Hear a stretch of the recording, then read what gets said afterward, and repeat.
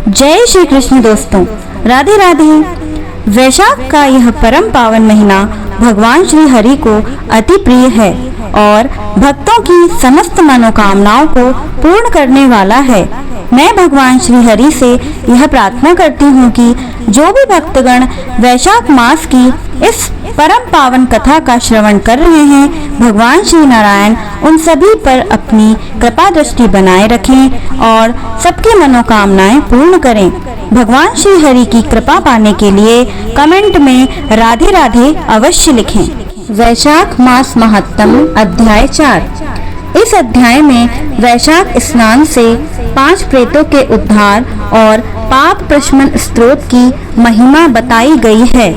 राजा अम्बरीश नारद मुनि से कहते हैं कि हे मुने, जिनके चिंतन मात्र से पाप राशि का लय हो जाता है, उस पाप प्रशमन नामक स्तोत्र को मैं भी सुनना चाहता हूँ।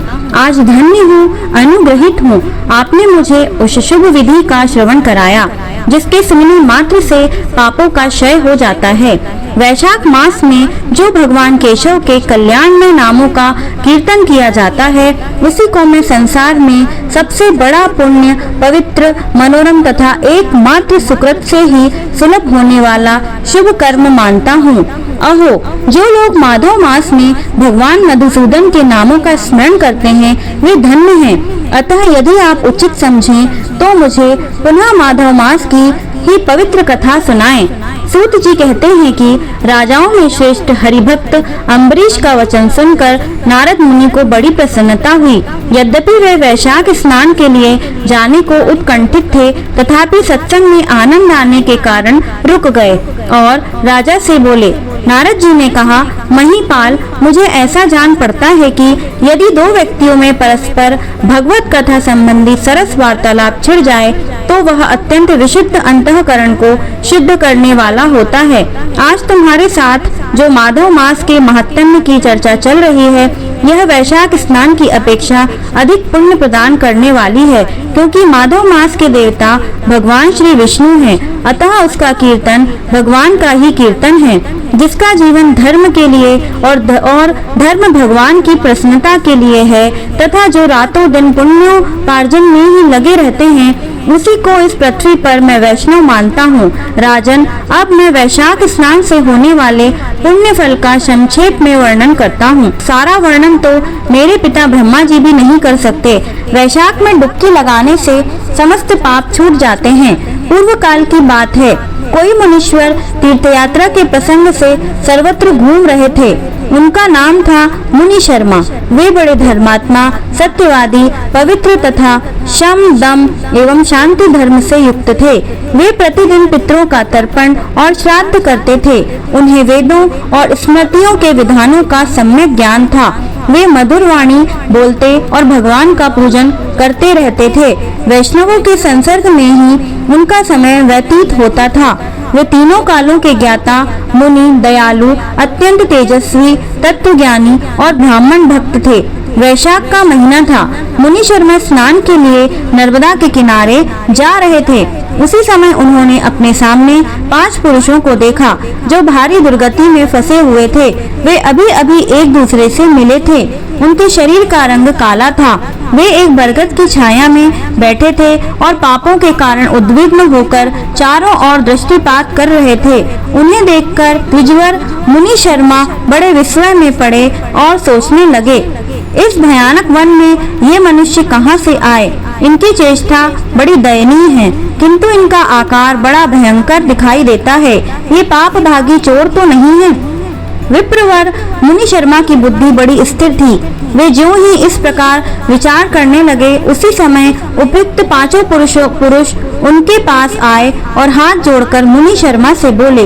उन पुरुषों ने कहा, विप्रवर, हमें आप कल्याणमय पुरुषोत्तम जान पड़ते हैं। हम दुखी जीव हैं। अपना दुख विचार कर आपको बताना चाहते हैं।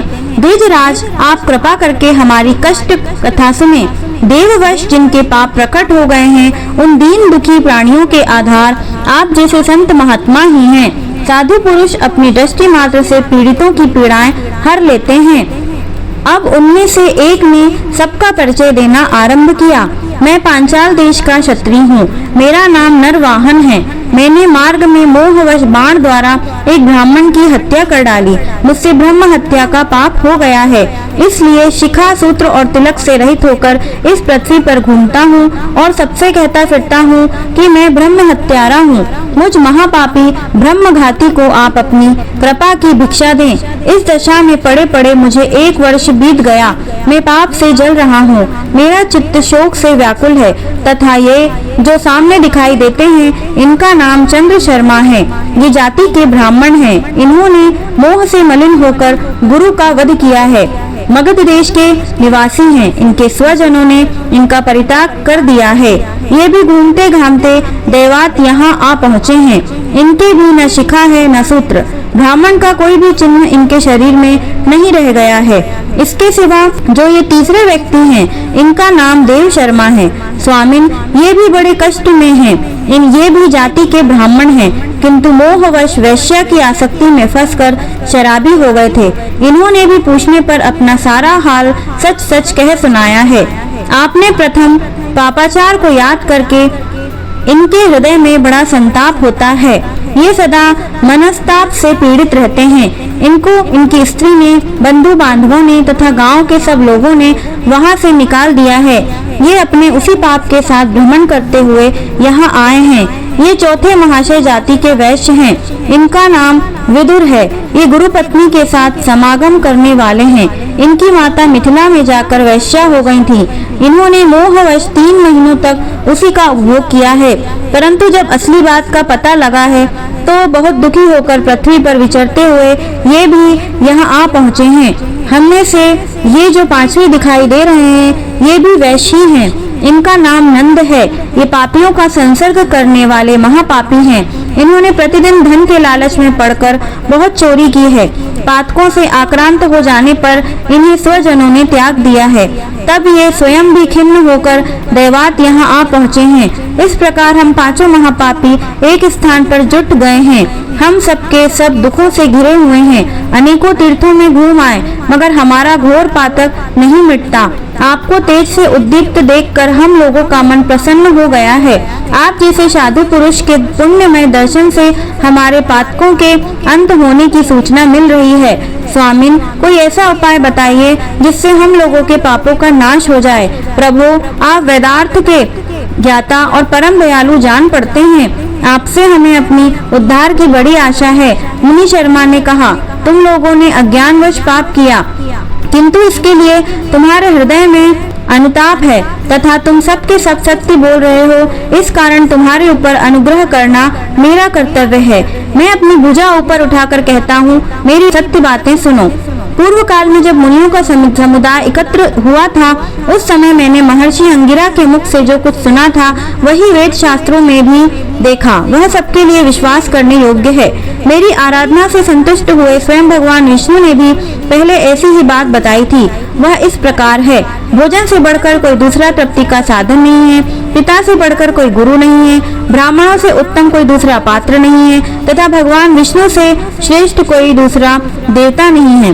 गंगा जी के समानता करने वाला कोई तीर्थ नहीं, गोदान की तुलना करने वाला कोई दान नहीं, गायत्री के समान जप, एकादशी के तुल्य व्रत, भार्या के सदस्य मित्र, दया के समान धर्म तथा स्वतंत्रता के समान सुख नहीं है।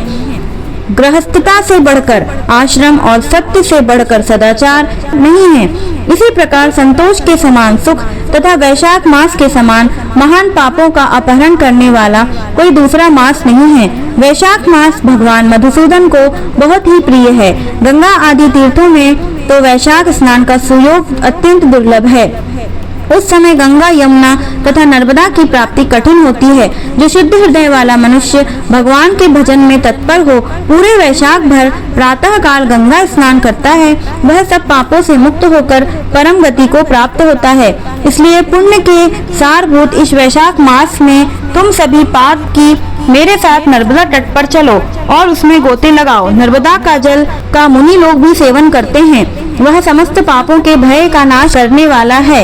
मुनि के यूं कहने पर वे सब पापी उनके साथ अद्भुत पुण्य प्रदान करने वाली नर्मदा की प्रशंसा करते हुए उनके तट पर गए। किनारे पहुंचकर ब्राह्मण श्रेष्ठ मुनि शर्मा का चित्त प्रसन्न हो गया। उन्होंने वेदोक्त विधि के अनुसार नर्मदा के जल में प्रातः स्नान किया। उपयुक्त पांचों पापियों ने भी ब्राह्मण के कहने से जो ही नर्मदा में डुबकी लगाई त्यों ही उनके शरीर का रंग बदल गया। वे तत्काल सुवर्ण के समान कांतिमान हो गए। फिर मुनि शर्मा ने सब लोगों के सामने उन्हें पाप प्रशमन नामक स्तोत्र सुनाया। अथ चतुर्थो अध्याय। राधे राधे।